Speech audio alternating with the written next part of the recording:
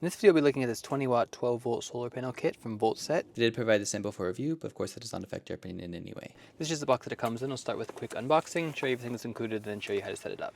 So the first thing in the box is the actual panel itself, with some accessories and such in the back here. Just like that's it, it all comes in one sort of package inside the box. So getting into this, we have the actual panel here. You can see what that looks like. Again, this is going to be a 20-watt panel, so not crazy powerful, but it is going to be enough to charge a 12-volt battery. Other than the panel here, we of course have all the connections and everything like that. So these are connected here to the back. You can undo them if you want to, of course. You just kind of pull on them like that. So this is what the sort of connection looks like. Pretty standard for connecting solar panels and chargers and things like that.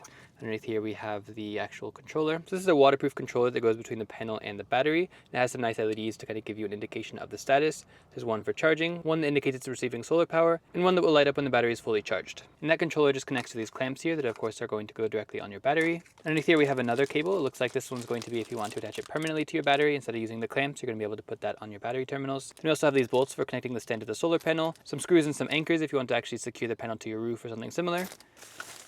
And here we have the stand for it. That's what these little screws are going to be for, is for attaching this to the solar panel. And then finally we have the user manual. The actual setup for this is super simple. Of course you want to connect the red clamp to the positive terminal. It's going to be red. Should be good enough. And then we can do the same with the negative, black to negative. Just make sure you have a pretty secure connection there.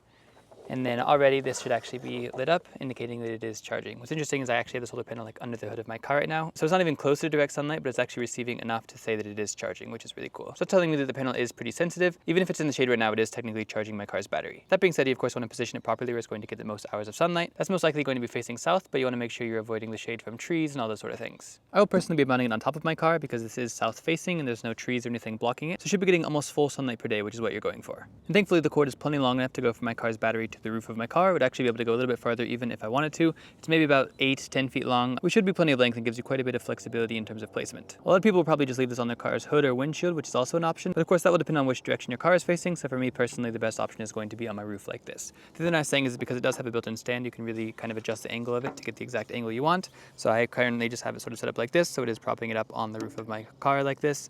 But of course we can rotate it all the way around if you want to. So this does kind of rotate 360 degrees. I don't know why you'd want it in front, but you can if you want to, and it goes all the way down like that as well. So you can kind of wrap it around and again really just choose the exact angle that works for you, which makes it a lot more convenient than not having that stand built in. The other nice thing is this stand has some screw holes, so if you were going to be mounting it to a house or something similar, you're going to be able to do that using the included screws. I'm of course not actually drilling into my car's roof to secure this, but it is just going to sit nicely here thanks to this stand. The other nice thing is that the panel and the controller and everything are completely waterproof. So even though I have it on top of my car, which is of course going to be exposed to the elements, I shouldn't have to worry about it getting rained on or anything like that. I plan on just leaving it out here all the time, which is certainly a lot more convenient than having to take it down every time it's going to rain. Once you have everything set up, you finally just want to verify that it is in fact charging. So everything looks good here. It's receiving solar power, it is charging, and eventually that green LED will light up indicating it is fully charged. Once you've verified that, you should be good to go. You no longer have to worry about your car's battery being dead the next time you go to turn it on.